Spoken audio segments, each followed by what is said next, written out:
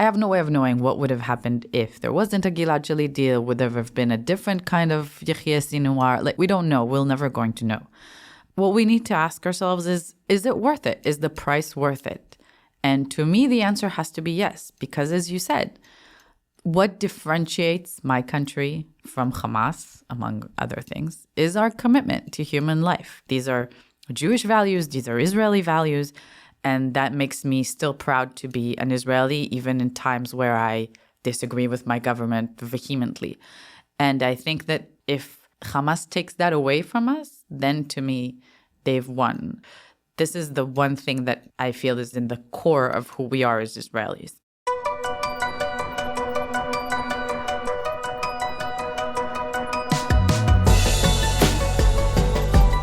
It's 10 p.m. in New York City on Thursday, April 11th. It's 5 a.m.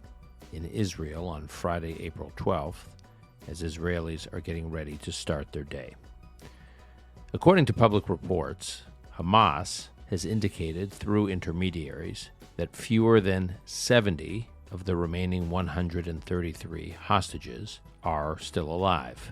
And Hamas has also apparently indicated that of those 70, there are fewer than 40 hostages alive in the quote-unquote humanitarian category, meaning there are fewer than 40 women, children, elderly, or those in need of medical attention.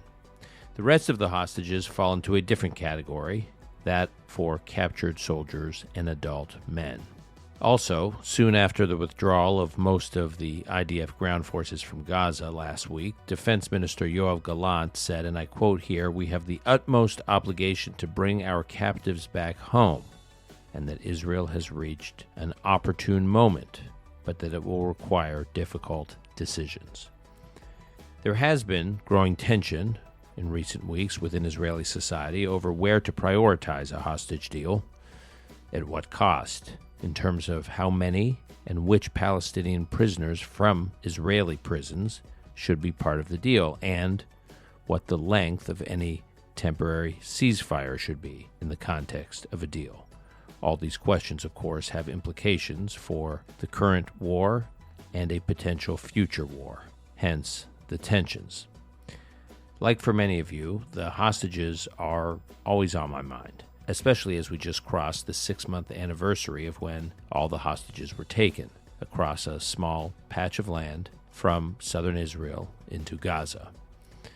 In the weeks following October 7th, I honestly never imagined we'd still be talking about the ongoing plight half a year later. I just assumed that most or all of the hostages would be home by now. But here we are. Even more alarming or depressing is that the sense of urgency around the hostage cause in capitals around the world is drifting. Not disappearing, but drifting.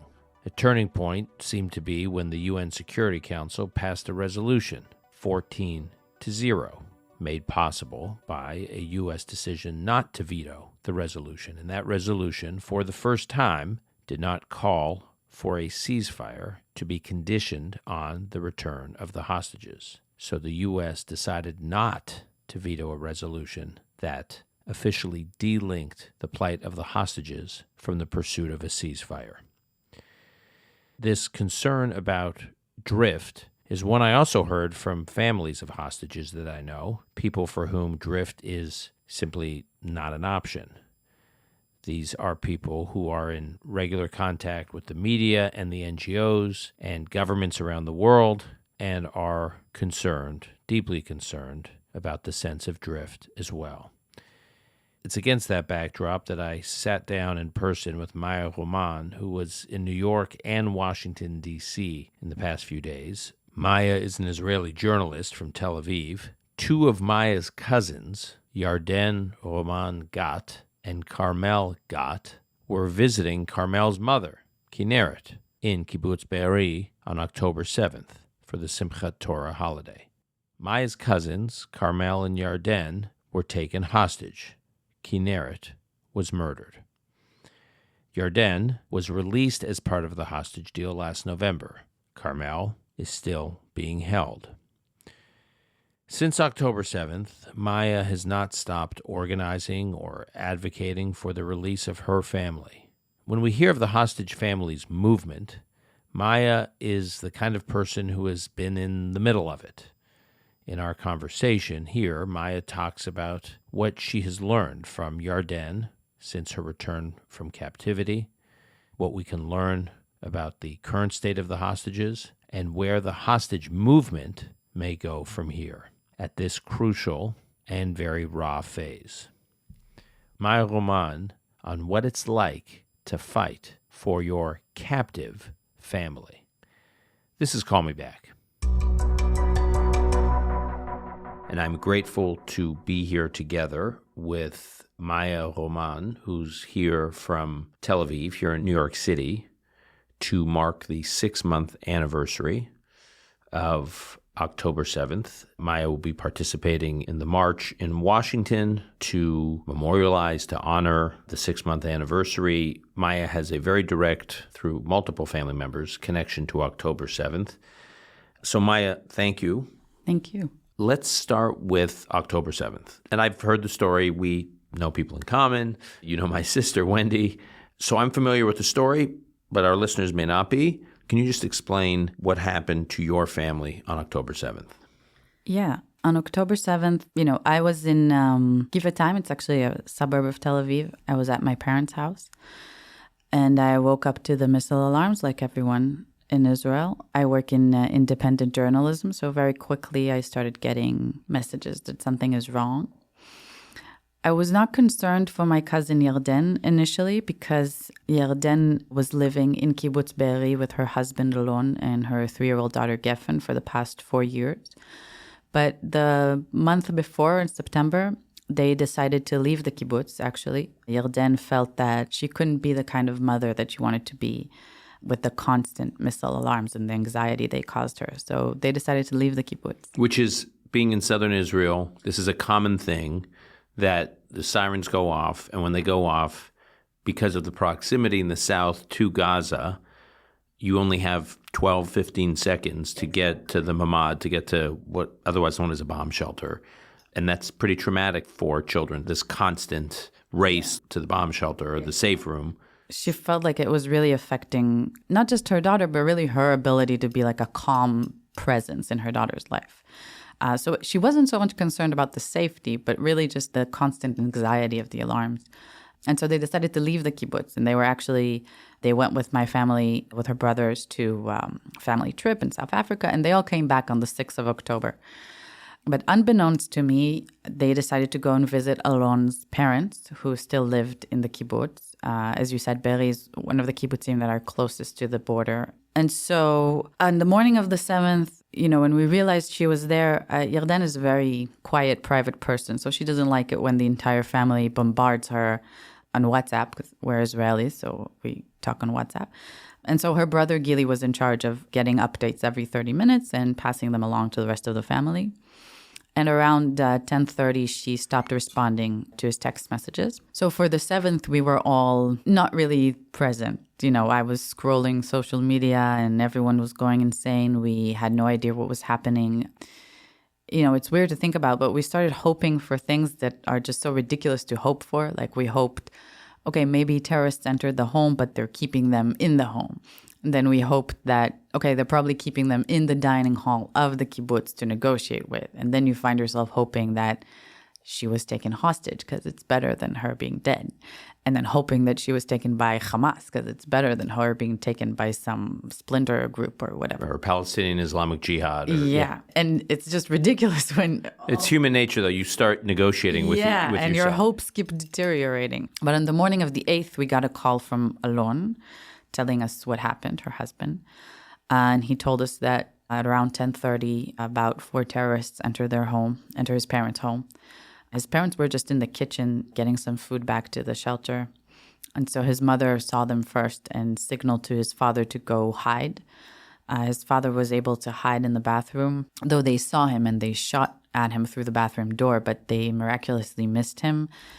And for some weird reason, they didn't kick down the bathroom door. So there's no logic to it because he keeps telling us, like, if they would have just kicked down the door, it was a flimsy door. But so they just moved on. They just moved on. And so he was able, from the bathroom window, to see, like, to see basically his entire family being taken away. First, his wife, Kineret, Alon's mother, who we later learned was executed not far from their home. We learned it through a video that we saw on social media. That's how her sons learned that she was dead. And they just shot her? They just shot her, yeah. We just saw her kind of in a pool of blood down the street from their home. Again, we have no idea. People sometimes ask me, like, why did they shoot her and took the other hostage? I really have no idea. Then they took Yarden's sister-in-law, Alon's sister, Carmel. And lastly, they took Alon and Yarden and their daughter, Geffen. So go over all the names again, just so we know. Kineret is Alon's mother, is Yarden's mother-in-law. She was murdered. Yep. Carmel is Yarden's sister-in-law, is Alon's sister. Mm-hmm. She's still held hostage. She's 39. And Yarden, my cousin, 36, was taken with her husband, Alon. Mm-hmm. And their now 4-year-old, but at the time 3.5-year-old daughter, Geffen. Mm-hmm. So Alon, Yarden, and Geffen were placed in a car driven towards the Gaza border. They were in the car with 4 terrorists and a driver. Right before the border, like 500 meters from the border, the terrorists saw a tank. And so they decided to get out of the car and figure out what was happening. And at this point, the car slowed down and the terrorists were outside. And Yarden and Alon decided to make a run for it. They jumped out both sides of the car. Yarden was holding Geffen, and they started running. They saw an abandoned military post, and they thought maybe they'll find some help there. But when they reached it, they realized it was abandoned. And at this point, Yarden made a decision that she says was very easy, but sounds impossible. And she gave Geffen over to Alon so he could run faster, and she stayed behind. And at this point, do they have any recollection of what they were telling Geffen was happening or was... So this was all very fast. Like, I went back with Alon to the point where they were running out of the car, and it was really like a matter of seconds. Like, they ran, they got to the post was abandoned, they ran a little bit more, Yarden gave Geffen over to Alon. So at this point, they didn't tell her that much, but they did tell her on the car ride, like, these are bad people, we have to be quiet. And Alon, when he ran with Geffen, basically hid with her in a ditch for 8 hours until it was dark. And during this time, he constantly told her, we have to be quiet so the bad people don't find us. She was amazing. Just think of it, a 3.5-year-old for 8 hours, placed in a ditch with her father on top of her, covering himself with leaves and dirt, hearing trucks looking for them. And she was totally quiet. Later, she would tell us that, like, the one thing she told him was, oh, it's too bad we forgot to bring water on the trip. So she was amazing. And Yarden, she had said, you'll be able to move more quickly than I will? Yeah. Yarden, just now that she's back, thank God, says, I'm not a runner. I was already out of air. I certainly can't run with like 12 kilos of my daughter. Alon runs like it's one of his pastimes. So it was very obvious to her that like the best thing for Geffen is that Alon try and get her out of there. At this point, they were also being shot at by the terrorists who noticed them and started running after them, which is also why Yarden would explain later that she figured the worst thing in this situation is to be injured. And so she just fell to the ground and pretended to be dead so that the bullets don't hit her. And yeah, as I said, Alon and Geffen ran. They hid for 8 hours. When it got dark, Alon started to make his way back to the kibbutz. On foot? On foot, barefoot, because they were in their pajamas and barefoot. Be'eri was still under fire. Like the kibbutz wasn't liberated for 3 or 4 days. But thankfully, he was able to find the IDF troops outside the kibbutz and call us and tell us that he's okay and Geffen is okay, but he doesn't know what happened to Yarden. 3 or 4 days of fighting at kibbutz Be'eri. So where did he go after those 8 hours? So he started to make his way back to the kibbutz, and he realized that like he shouldn't go into the kibbutz. I don't know what made him understand that like there are still terrorists in the kibbutz. But so he went around, and then outside the kibbutz, the IDF forces were like waiting to go in so he could get to them and then get to safety. Like they drove them to us in Givatayim. At this point, the second he called us, Gili, Yarden's older brother, was waiting to maybe go to his military reserve up north and just changed course and went down south to basically beg the troops to go look for her, because we had no idea if maybe she's injured, maybe she's dead, maybe she was kidnapped again. Like, we didn't know what had happened. And we figured in all the chaos that was going on, no one's going to look for one woman. So Gili went down there again and again to basically ask these troops to risk their lives and come with him under fire. And they met terrorists several times, and these soldiers protected Gili to go look for Yarden. And the last place she was seen was a few hundred meters from the border. So this was very, very dangerous. And only after 4 days could they really sweep the area completely, and they concluded that she was kidnapped again. And at this point, on the 8th of October already, Yarden's father called me up, called up a bunch of other family friends and family members, and told me, listen, there's a situation and we need all hands on deck, and we don't know what this is going to require, but we need media capabilities, we need to think internationally, we need to get ready for whatever's going to come. And that's what we were doing.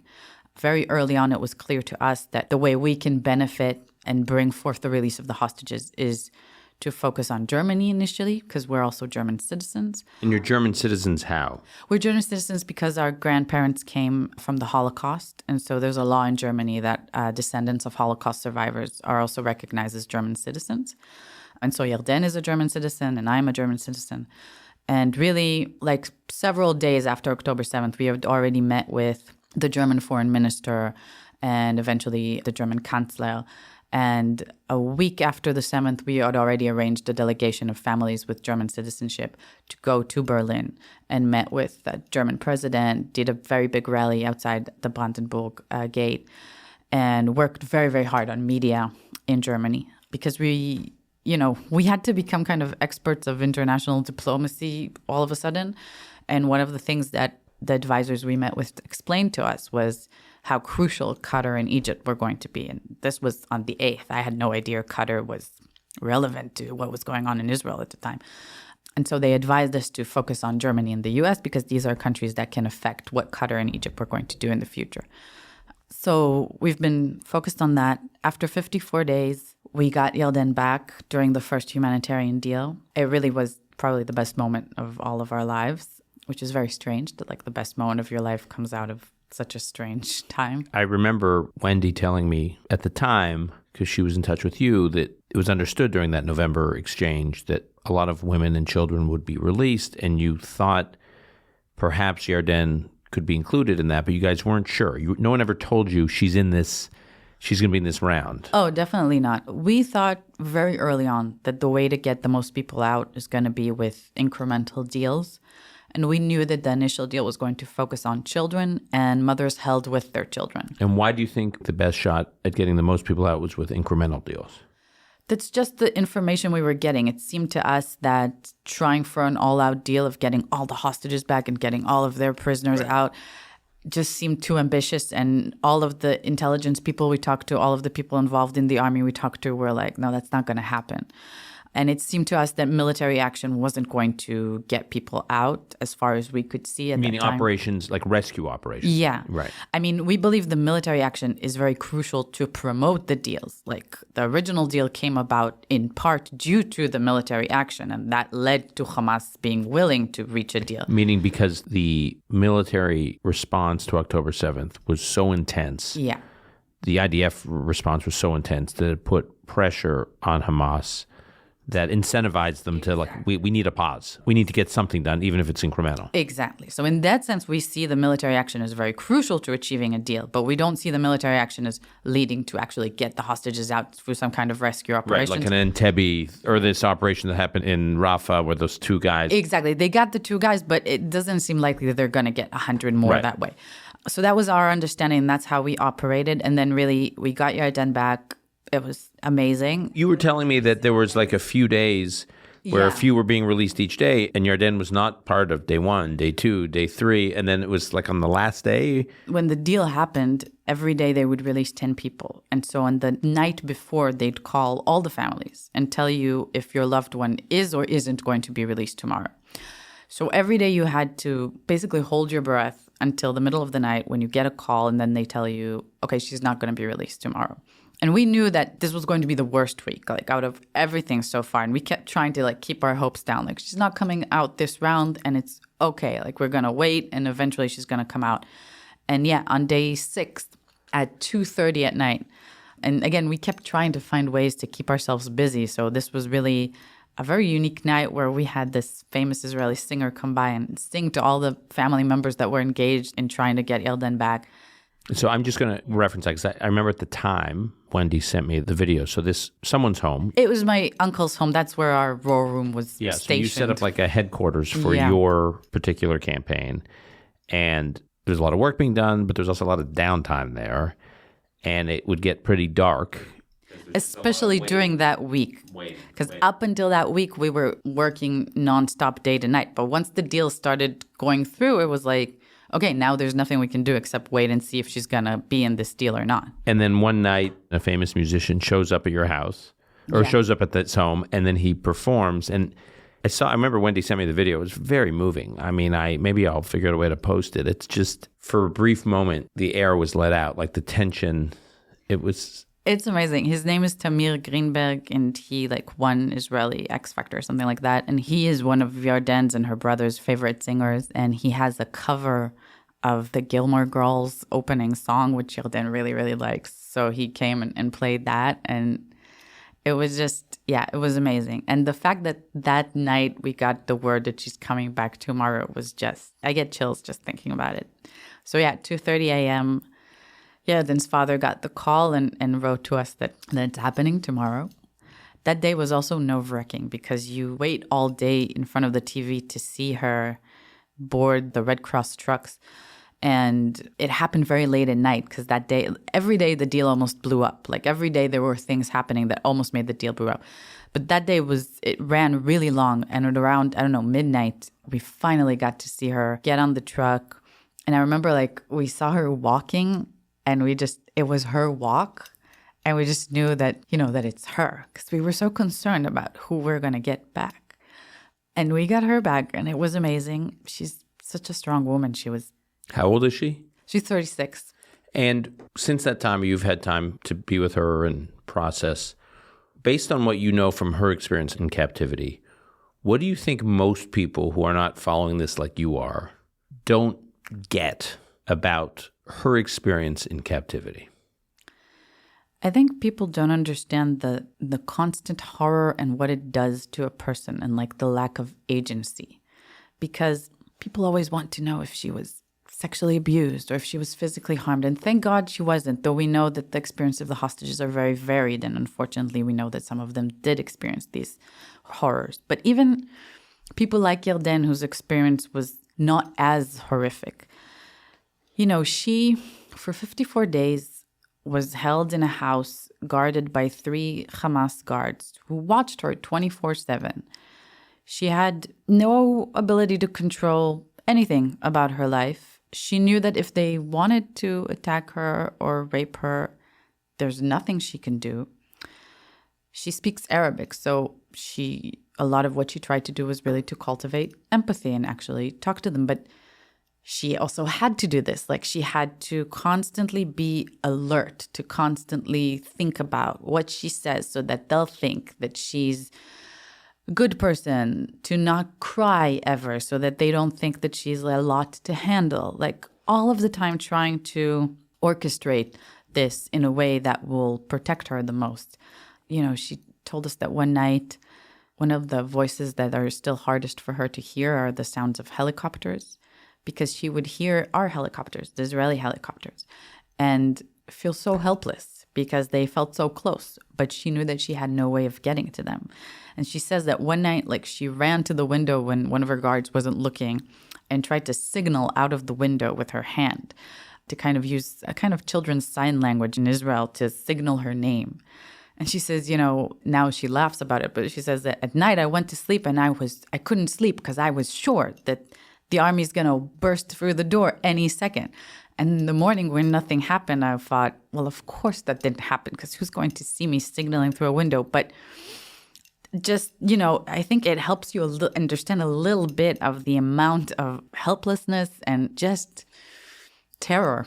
She explained to us how so many small things right now are joyful to her, like things that you appreciate now that you have them back, like going to the bathroom with no one waiting on the other side of the door, or being able to say no, or going to get coffee or sitting in the sun. But it also, she explains, all feels so strained, like she has to be so careful because it can all be taken away at any moment. So this experience is obviously with her, and it's going to stay with her for so long. And she was only there for 54 days. Carmel, her sister-in-law, is still there, and it's been 182 days. I want to come back to that. Yeah. The first deal, it was designed around mothers and children. Yeah. And then it was supposed to include all the women and children eventually. So initially they said the deal is going to last for 10 days and it's going to include all the women and children. So Yarden came back on day 6, and we figured Carmel is going to come back the next day or two because there's not that many women left. There are 19 women left in total. And so we were all quite sure that Carmel was coming back. Actually, Yarden, even when she was released, was sure that Carmel was going to be released with her. And when she saw that she didn't come, she left a note for her thinking, Carmel's going to be here tomorrow or the day after tomorrow, and she's going to get my note. Did she at any time see Carmel when they were? No. She was held completely alone. So the only people she saw was on the last day when she was released. She saw the people released with her.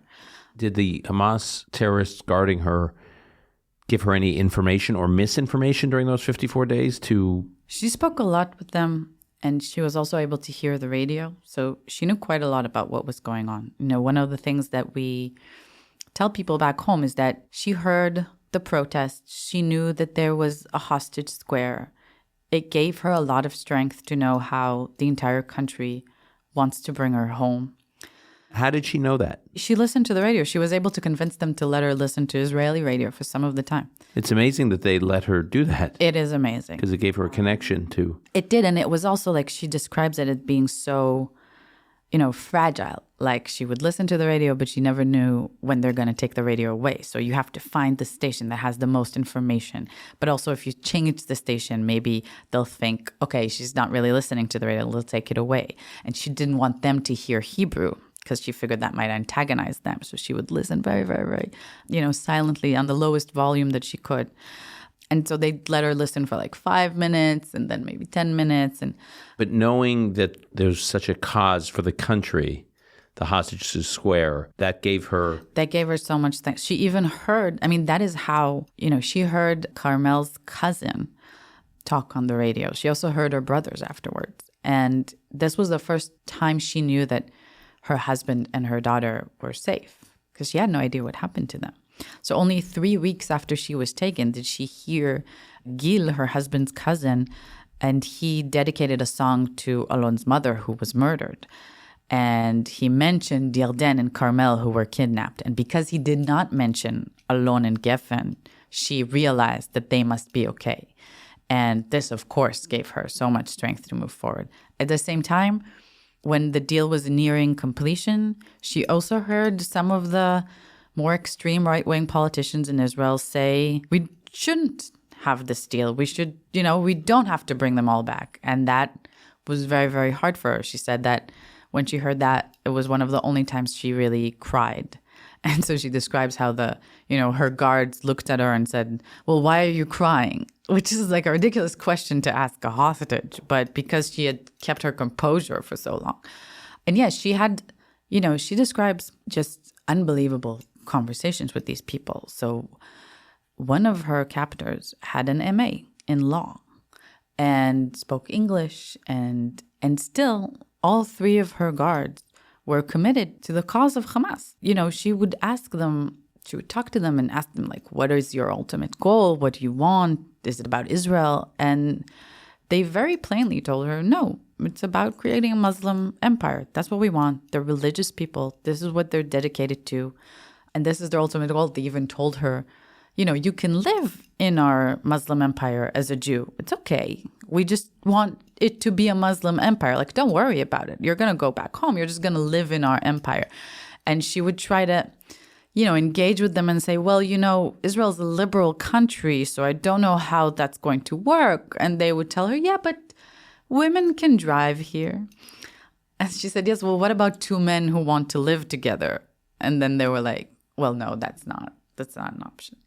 And what's amazing to me now is that, again, I'm someone who's on the left in Israel, and I still am part of the progressive movement, but I feel like we have to be honest and we have to be able to look at all the data and all the things that are happening. This is something that is happening. This is something that Yarden heard firsthand. This is something that Yarden, who is also committed to liberal values and has a lot of empathy for people, but still told us this is what they wanted. This is what they say. And when I say this in progressive circles, it's as though I have to apologize for it because people, it's hard to hear it. It's hard to face it head on that this is really their cause. This is what some of the people over there want. They're a terrorist organization. They're very religious. They want a Muslim empire, and we can't sugarcoat it. And it's very hard to keep that in mind. Along with, by the way, keeping in mind that some of Yarden's experiences were different. She was held in a house by a family that she says weren't part of Hamas and were, in a way, victims of Hamas as well, because they weren't given a lot of choice in the matter of whether she's going to be kept there or not. So, both of these things can be true, and it's very hard to find audiences that can accept both of them and kind of try and understand what that means. Was she in a house the whole time? Yeah. Was she ever able to sleep? I think about that a lot. Because to truly sleep is to let your guard down. Actually, she told us that she was able to sleep and that was her only escape. So in a way, she really wanted to sleep because whenever she was awake, she had to talk to these guards and again, put on this persona and be very alert and part of this hellscape that became her reality.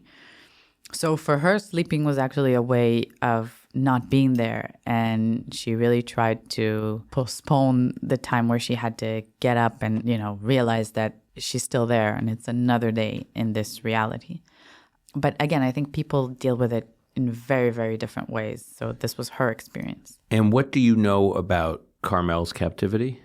So until the deal, we didn't know anything about Carmel. And that's also part of what was so hard.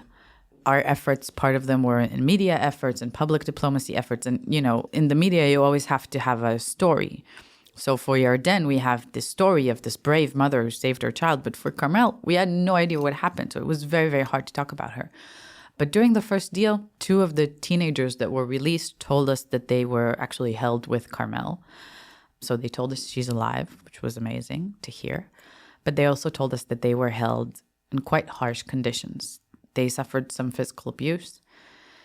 And they also told us that Carmel was crucial in helping them deal with it, that she made them keep a journal, that she taught them yoga and meditation, and really helped them deal with what they were going through. So once they came back and told us this, we have been holding weekly yoga events for Carmel in Hostage Square in Tel Aviv, but also all around the world now. And probably what worries me the most that they told us was really that when they were released, Carmel didn't know that they were being released. They were just taken as though they were going to the bathroom. And she was just left there alone. And we have no idea where she is now or what has happened to her since. But I imagine that was probably one of the hardest things for her is to, after having these teenagers to kind of take care of in a way. And that's the kind of person she is. She's a caretaker. To be there alone, I think, is probably very devastating. So you have built this campaign, you with other family members and friends. Can you describe what the campaign is? What do you do? So first off, what we wanted to do was to make sure that the issue of the hostages is front and center. As I said, we focused on Germany, and really Yarden's case became one of the most famous cases in Germany. We did a lot of media interviews. Actually, we brought in a delegation of German reporters to Kibbutz Be'eri about 4 days or 3 days after the 7th. At this time, the country was in such chaos that no one was able to really deal with this. No government entity or military entity was really taking these journalists and showing them what has happened in the kibbutz. And so, in a way, we kind of became the IDF spokesperson, and we contacted the officers in the field asking them to give us permission to bring in all of these reporters, and Gili went and showed them what had happened there and explained and told the story. We did this with a group of about 30 German reporters, and the following day we did it with a group of like 60 international reporters, AP, New York Times, all of these.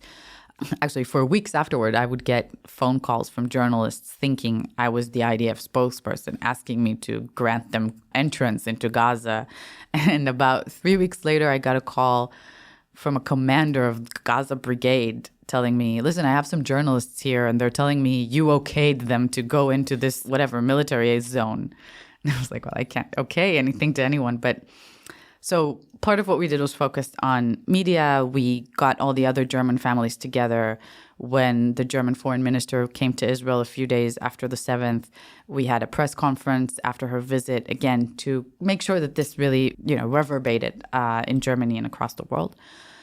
We also then, on our delegations to Germany, started talking to politicians and asking them to make sure, in our understanding, in order to reach a humanitarian deal, we had to put pressure on both Israel and Hamas.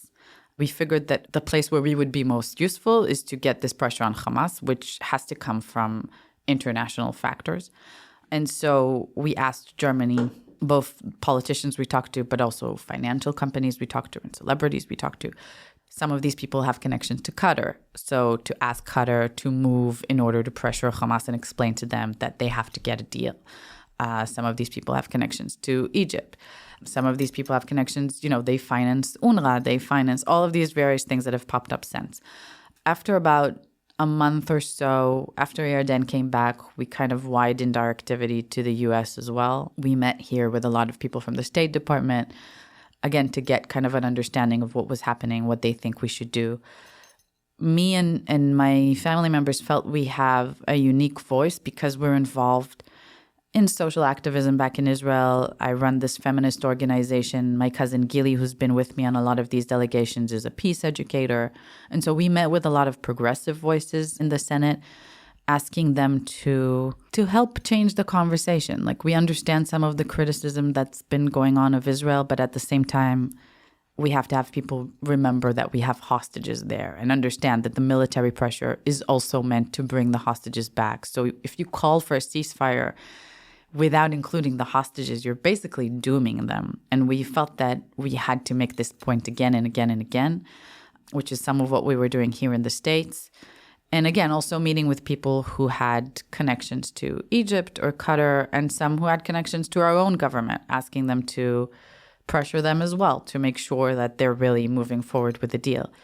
As a family member, this is like a crash course in international diplomacy that you go through, and it requires you to learn very quickly that you have no way of really knowing what's happening. Politicians can tell you, yeah, I say this aloud, but behind closed doors, I am working to get the hostages back. So this is just a negotiation tactic. And you have no way of knowing because, I don't know, maybe they're saying they don't care about the hostages because they don't want to bring the price up. So Nadav Ayel, who we've had on this podcast, the journalist from Yediot, has made this point that you need someone who's conveying that, you said, to not increase the cost to Israel, that they want to convey, you want a deal? It's not going to be that easy. Right. You want it, it's a negotiating tactic to not seem, I want to be very clear, that you need someone in the leadership who doesn't seem desperate for a deal, and that Israel's prepared to do that, which is such a clear contrast with 2011, where Israel was willing to do such a lopsided deal, and they needed to convey to Hamas, we'll just keep fighting this war. Yeah, and I feel like that just means that, for us, you're always left questioning and trying to understand what's the story behind the story. Is he doing it just to, or does he really not care? And there's really no way to know for sure. You're not in anyone's head. Yeah, exactly. Okay. I have so much more I want to talk to. I want just on this campaign. So there's your campaign, your family's campaign, and then there's this monolith, which is the hostage families campaign. I think over here, there's a sense that the whole hostage families forum or movement is speaking with one voice. But when you're in Israel, I found when I talk, they're not all speaking with one voice. And the hostage families are a diverse group. They're a diverse reflection of Israeli society, and many of them have different views about how to go about what they're all trying to achieve, which is getting their loved ones home. So can you describe that diversity?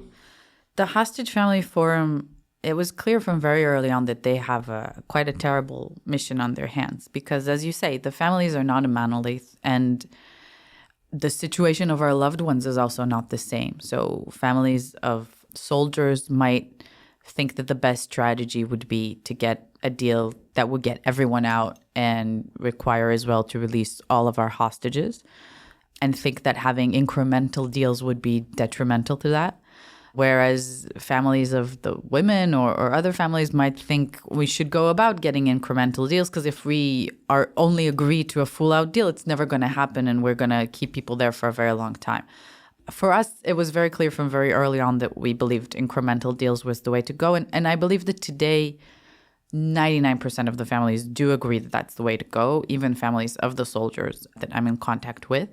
But again, strategy-wise, a lot of the families defer. Some of the families, think that the strategy should be put a lot of pressure internationally. There were the families that tried to protest the aid trucks going into Gaza. And so even though it sounds terrible, helping the humanitarian situation in Gaza means that a deal will be further away. And people kind of need to remember that. So some of the families said we should focus on that. Another group of families is saying, we don't know if Netanyahu is really committed to creating a deal, and we should focus on making sure that he remembers that this is the most important thing and that Israeli society understands that if we don't get these people back, it's going to change our society fundamentally, and we should not allow that. So, the different families have different aims, and the hostage family forums really tried, and I think they really did help us do what we thought was right. So as a forum, as an organization, at least initially, they tried very much not to have any concrete kind of statement. They mostly tried to help the families do what they wanted. If you wanted to go abroad, they would help you organize a mission. If you wanted to talk to Knesset members, they would help you meet with them. And in that sense, it is a very, very crucial kind of organization to just help the families achieve their different ends. But its downfall is in this inability to create one strategy for all the families because we don't necessarily agree. And I think that's kind of what we're seeing right now is that some of the families feel like it's been 6 months. We can't wait any longer. We have to ramp things up and we have to ramp up the demonstrations. We're not sure that the government cares as much as it should about what's happening because the fact of the matter is that it's been 6 months and these people are still not home. Other families feel like this is not the right time. We know that this might make Hamas quite happy if they see this happening. So, and I'm not sure who's right. In my opinion, it can work together. Like the pressure that some families are creating within Israel works well with the pressure that some families are creating on Hamas. And I think it's good that there are different families placed in different places doing different things. I don't feel like the families disagree. But it is very hard to keep it together.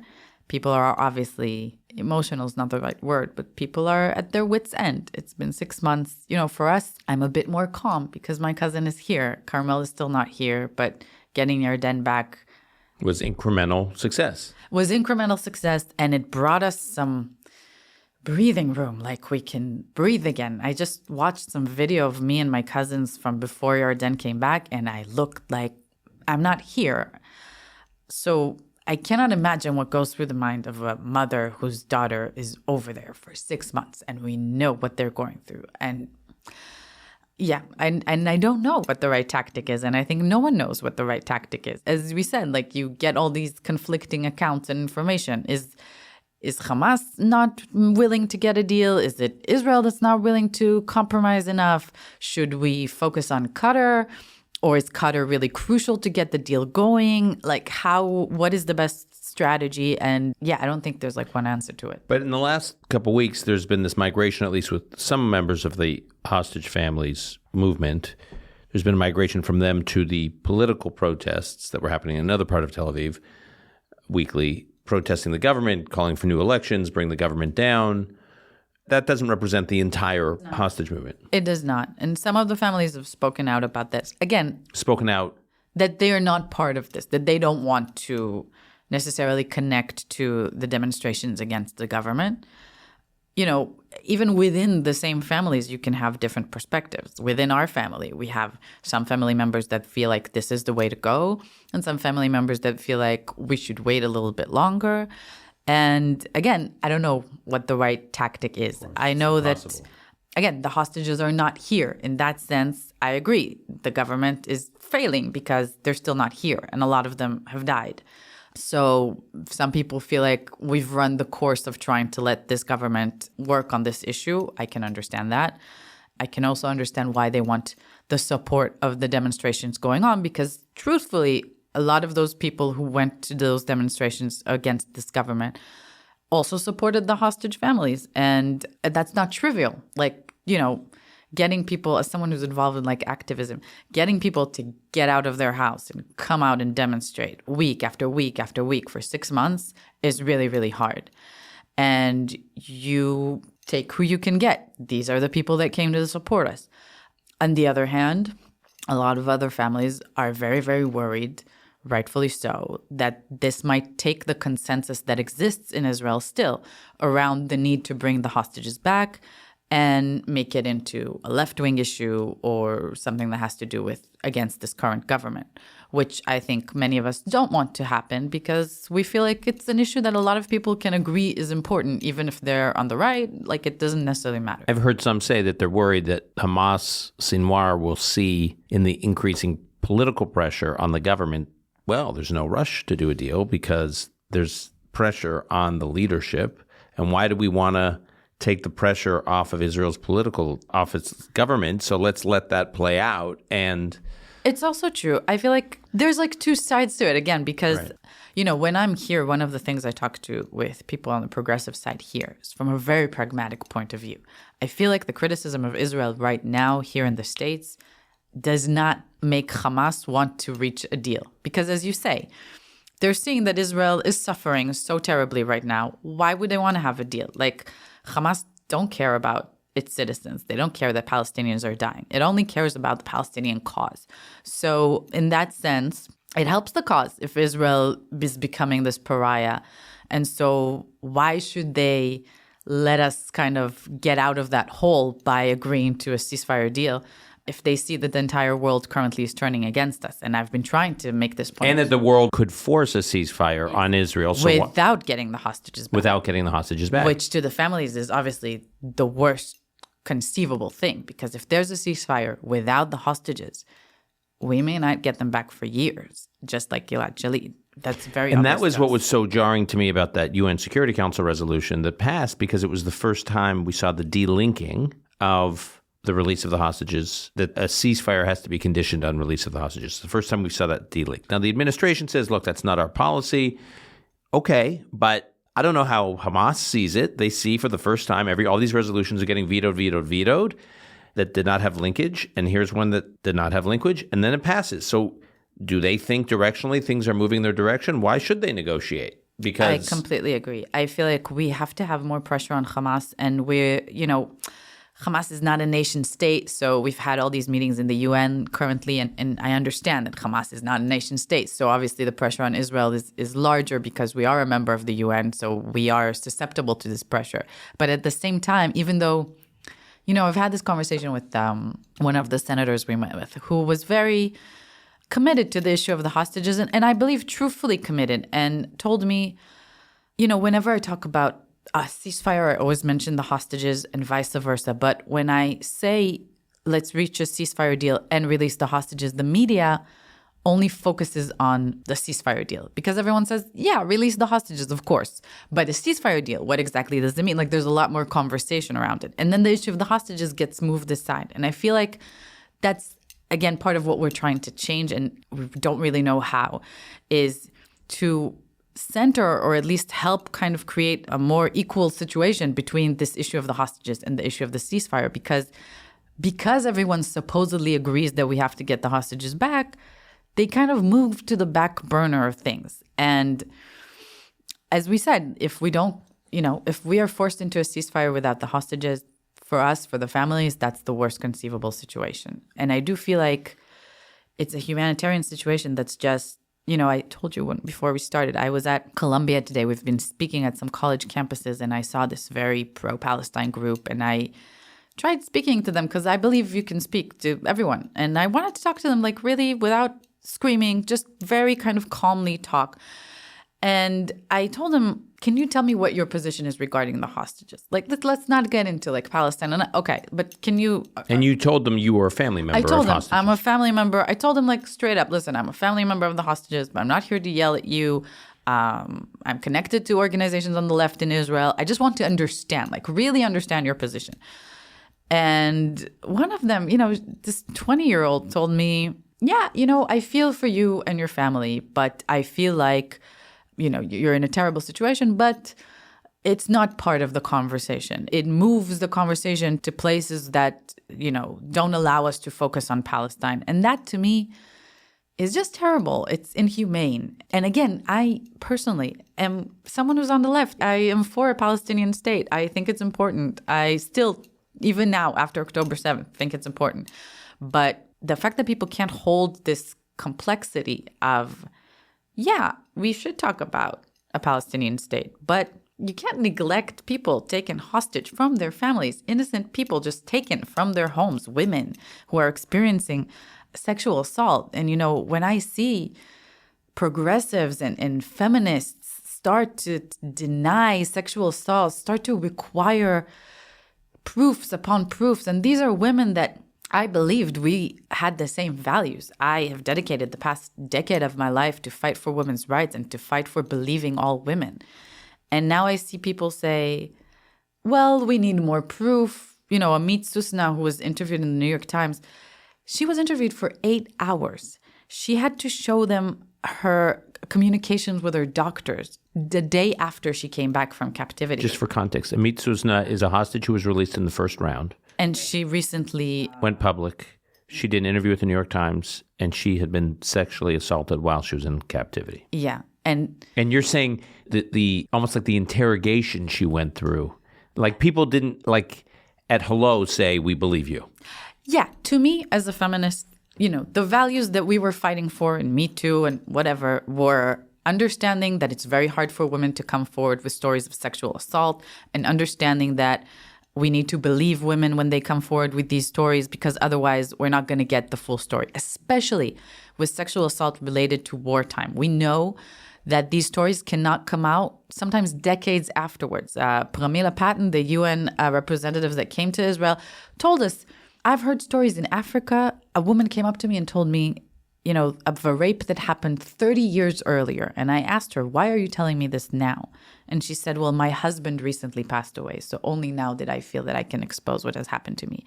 We know that we're not going to know the full scope of what happened on October 7th and what happened to the hostages for a very, very long time. But the fact that now kind of this fighting that's happening around this issue of sexual assault is going to take the feminist movement decades back. And I feel like the fact that people here committed to this movement aren't protecting these values that we fought for, all of a sudden you're okay with the fact that a woman that went through this has to go through 8 hours of interrogation, has to bring all of these, supposed receipts for what has happened to her. Most women can't do that. And then we're never going to know what happened to them. How are we okay with this? The bar is going to be raised for believing women. And I would imagine that people committed to liberal and progressive values would be against that.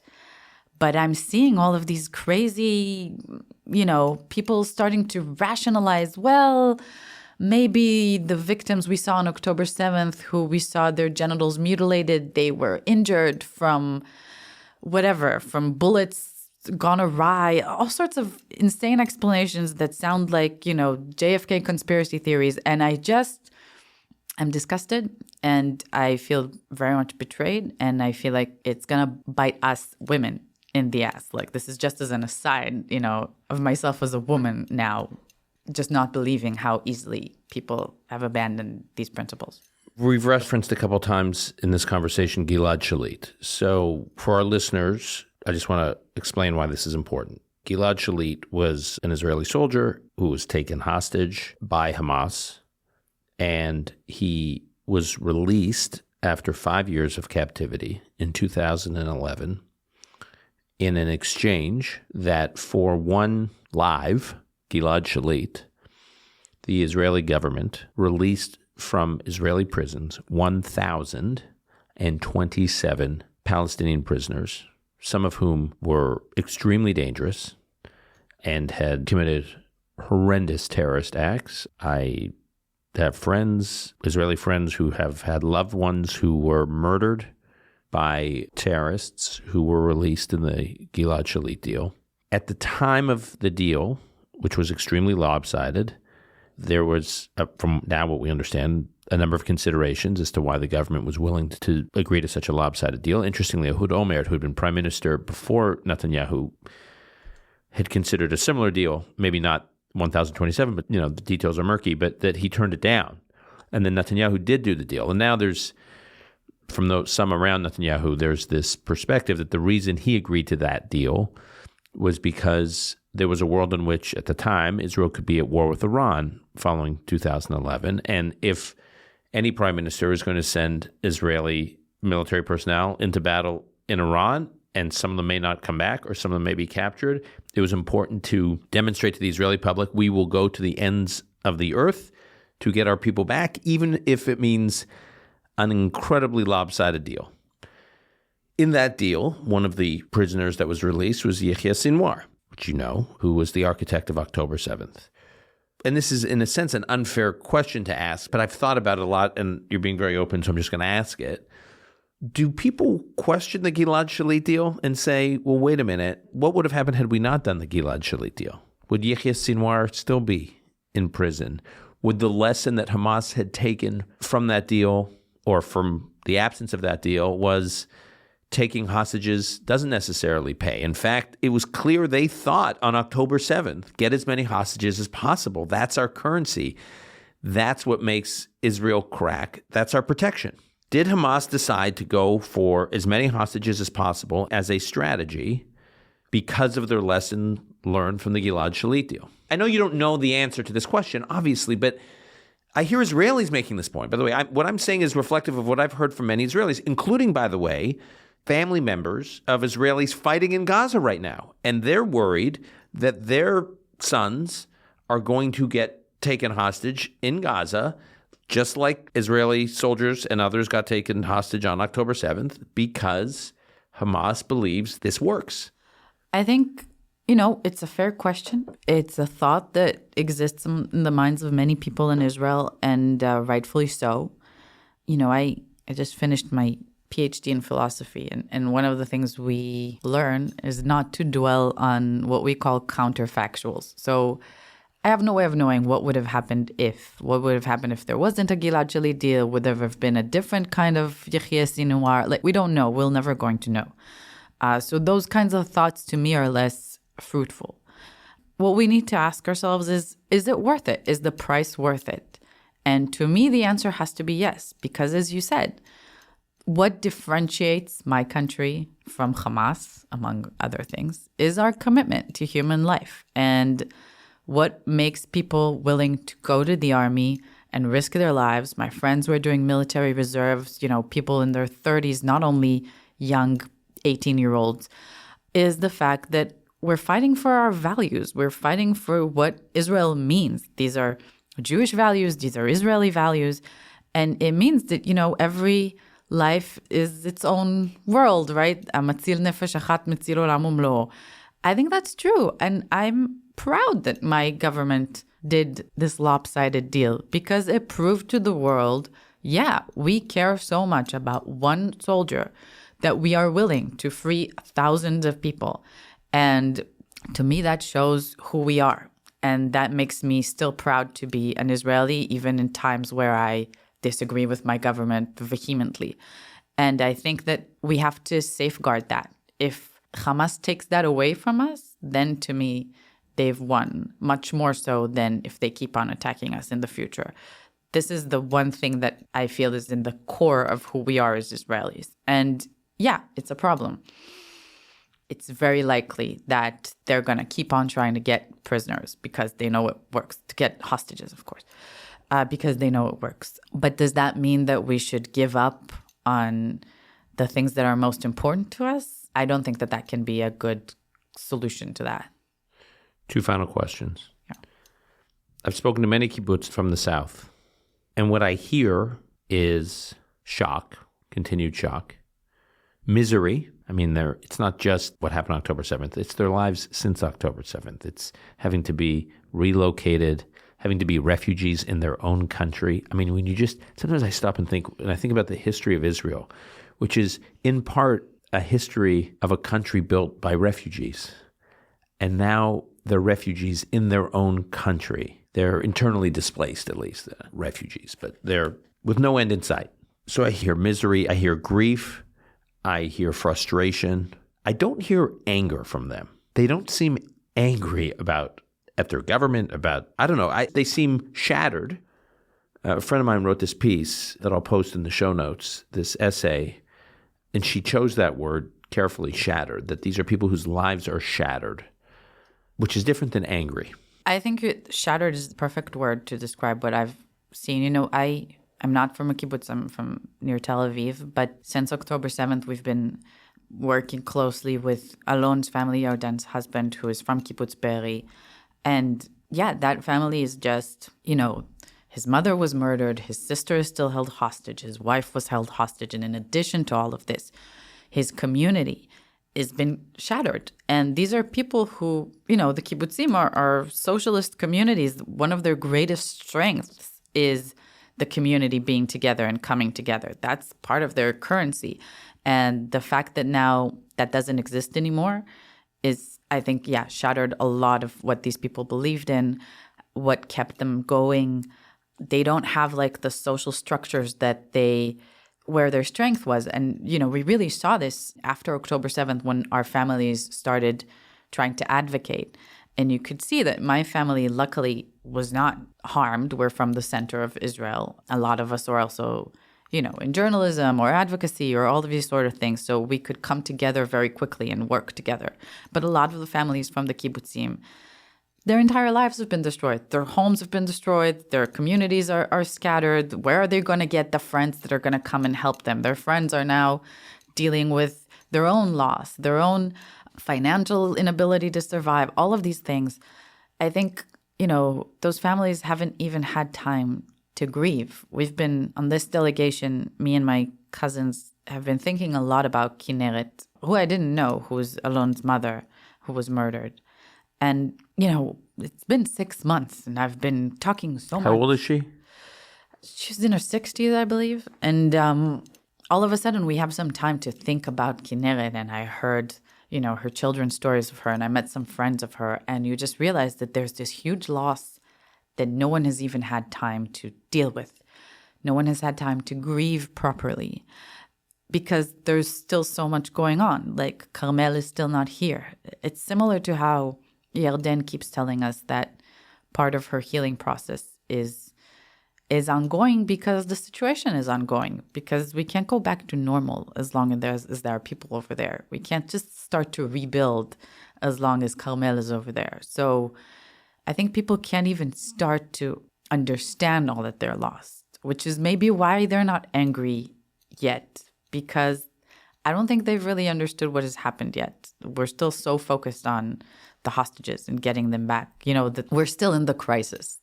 2 final questions. I said 2 before, but they keep staying too. This is a Jewish conversation. So if I keep saying it's going to end, then it never ends. One is, what has changed about you over these 6 months? And if the answer is no to my next question, we'll just leave it at no. Sure. Do you find any kernels of hope? Can you see any threads of optimism amid the shattering? Yeah. So I've changed in several ways, because I'm someone who works a lot in feminism. Before the 7th, a lot of my work focused on different perspectives to things and thinking about different communities and women of color and different women. And everything is always very complex when you're committed to these ideals, right? There's always 1,000 ways of viewing every single situation. But when something like this happens, the world becomes extremely simple all of a sudden. It's who is going to help me get my cousin back and who is not going to help me get my cousin back. And that's it. I don't care about anything else. It's clarifying. It's clarifying. And that stayed with me. The experience of the pragmatism that comes with it. I can speak to people on the far right that I would have never thought of cooperating with, but they're helping me get my cousin back. So yeah, I'm going to talk to them. And it made everything much more down to earth. And I think to me, going forward politically, it's staying with me. I'm still committed to the ideals I was committed to before October 7th, but in thinking about how we can move these things forward, I'm much more down to earth and pragmatic and understanding of it boils down to who is going to help you move things along. And in that sense as well, my experience here in the US of the support that we've been getting from the Jewish community has also shifted my view. I think I, didn't experience an existential threat to my life until October 7th. I had the privilege of thinking, yeah, Israel is the stronger country. Hamas is very dangerous, but our army is much better. We're always going to be safe. And then all of a sudden, no, actually, we're not always going to be safe. And when we're in trouble, the people that are going to help us, aside from the people, our loved ones and people around us, are the Jewish communities around the world. I think that is a piercing insight, and I've never said this before on this podcast. I think, and I see this with my own children who are in Jewish day school and we're involved with Jewish communal life here, and I have been my whole life, my family and my parents. The diaspora puts extraordinary emphasis on the idea of Jewish peoplehood. Israel doesn't. Exactly. And I don't blame Israel for not, but they focus on raising their children, Israelis, with a great sense of Jewish statehood, of Jewish nationhood, of Jewish nationalism, because they're state building. That's a big project. It's a hard project, as we're living through right now.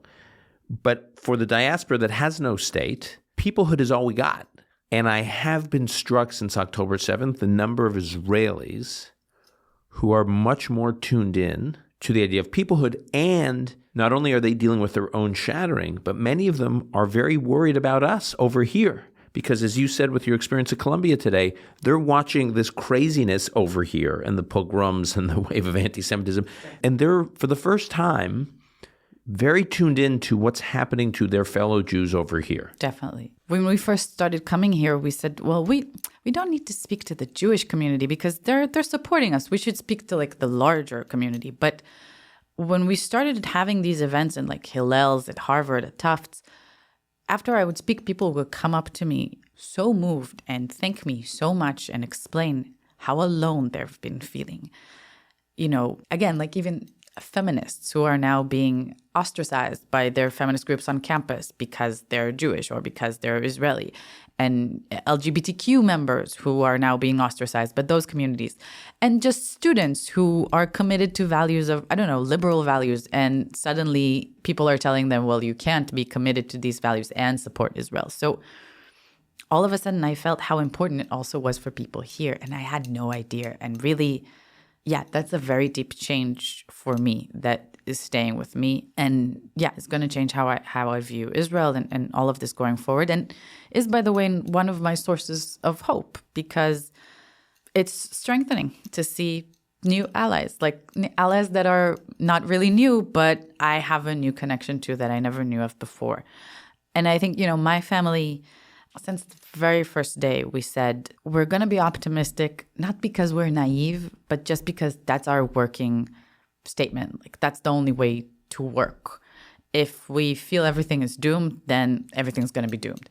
So if we're optimistic, we might be wrong, but at least we're going to be doing something. And I feel like that's the only way to live your life. The things that help me keep this optimism, first and foremost, I think it's Yarden. Yarden came back. She's been through hell. She didn't lose her humanity, her commitment to empathy to other people. And one of the first things she told us was also, we have to get Carmel back. And she's been so committed to that. She's been interviewed by 60 Minutes. She's been interviewed in Israel. To her, that's torture. She's such a private person. The fact that people recognize her on the street is terrible to her. But she's willing to do all of this because she understands what's going on over there and she wants to get them all back. And when you see her and when you see women like Amit, who was willing to share the most terrible private thing that has ever happened to her, just so that the world understands that this is happening and stops questioning it, that gives me optimism because it shows me how much strength we have. And it makes me want to, be equal to that strength, not disappoint these women that have been through so much. If they're still able to do all of this, then who am I to give up? Maya, thank you. Thank you so much. I hope we're not meeting again in 6 months from now, or maybe we are, but in a different context. And I know it sounds weird to say Shabbat Shalom, but Shabbat Shalom, and I will look forward to seeing you soon. Thank you so much.